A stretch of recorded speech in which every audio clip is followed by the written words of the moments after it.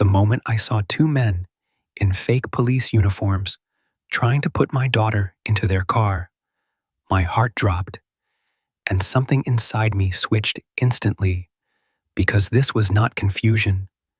This was not a mistake. This was something planned and dangerous, and they had no idea whose family they had just touched.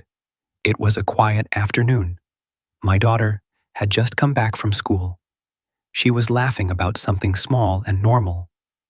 The kind of moment you never think twice about until it suddenly gets taken from you.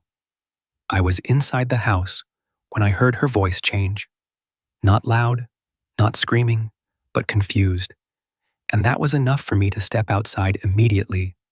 I saw a car parked in front of our house, and two men standing next to her, one of them holding her arm lightly but firmly, the other talking fast, saying something about needing to take her in for questioning because of a complaint filed by the HOA.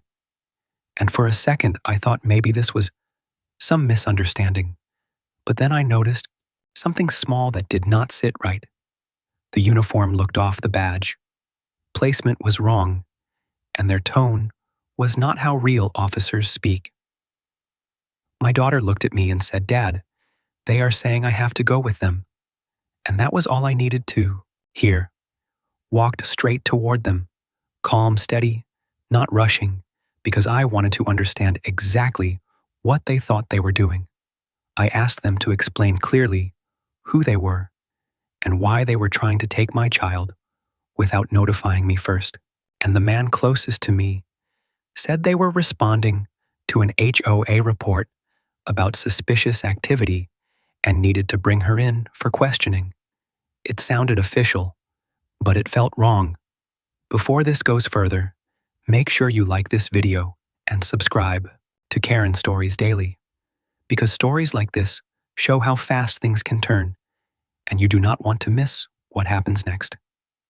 I asked them for identification, and one of them quickly flashed a badge, but did not let me look closely. And that was the moment I knew something was not right. Real officers do not rush like that. They do not avoid questions, and they definitely do not try to take a child without proper explanation. I stepped between them and my daughter, not aggressive, but firm, and told them she was not going anywhere until I verified everything properly. And that is when their tone changed slightly, not aggressive, but more impatient, like they were running out of time. One of them said, if I did not cooperate, things would get worse. And that line alone confirmed everything for me, because real law enforcement does not threaten like that without cause. I told my daughter to step back and go inside the house slowly without making a scene. And she listened immediately. I could see she was scared, but she trusted me. And that trust meant everything in that moment.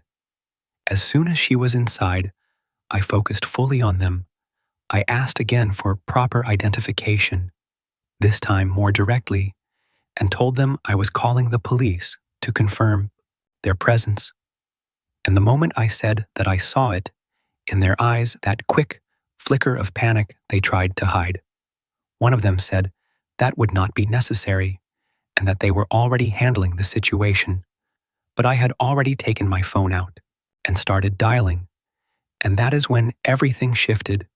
They looked at each other for a second, like they were deciding something, and then suddenly their calm act started to crack. One of them stepped back slightly, scanning the street like he was checking for witnesses. I stayed right there watching every movement, every small detail, because I had been in situations before where reading people quickly matters, and this was one of those moments where hesitation could cost everything. The operator answered, and I clearly stated that two individuals claiming to be officers were attempting to take my daughter without proper identification, and that I needed immediate verification and assistance. The second they heard that they knew it was over, one of them tried to speak again, saying there had been a misunderstanding, but his voice no longer had confidence, and I did not respond. I just stayed focused on the call, giving details and location, making sure everything was clear. Within minutes, real police were on the way, and the two men knew they had very little time left. They stepped back completely now, no longer trying to approach the house, no longer pretending to be in control. They walked quickly to their car, not running, but moving fast, enough to show they were leaving before things got worse. And I stood there watching until they drove away, because I was not taking any chances.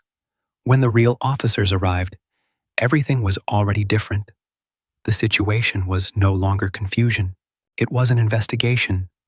I explained everything, clearly showed them where they had stood, how they had acted, and what they had said, and the officers immediately understood the seriousness of it. They told me I did the right thing by not letting them take my daughter, and by calling immediately, because situations like that can escalate quickly, and not everyone reacts in time.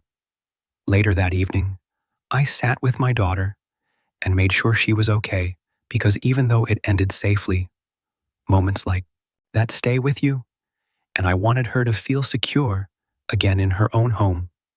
The more we talked, the more it became clear. This was not random. This was connected to ongoing issues with the HOA complaints, the constant pressure, the small conflicts that had been building over time. And now it had crossed into something far more serious. That was the moment I knew this was not going to be ignored. This was not just about what happened that day. This was about making sure it never happens again, to us, not to anyone else in that neighborhood. And the people behind it had no idea who they had just tried to intimidate. After the police confirmed everything and the situation finally settled down, the street went quiet again. But I could still feel my daughter holding onto my hand a little tighter than usual. She was safe now, but I knew that moment had shaken her more than she was showing. The officers asked a few more questions, checked the area, and confirmed that no real law enforcement unit had been assigned for anything related to us or the HOA. That was the final confirmation that those men were completely fake. Just hearing that made everything even more serious. One of the officers looked at me and said, "This could have gone very wrong, very fast." And I agreed, because if I had reacted even a few seconds later, I might not have been able to stop them from getting closer to my daughter. I walked my daughter back inside and made sure all the doors were locked. She kept asking if they were really gone, and I told her, yes, they are gone, and they are not coming back here again. I stayed with her until she finally calmed down.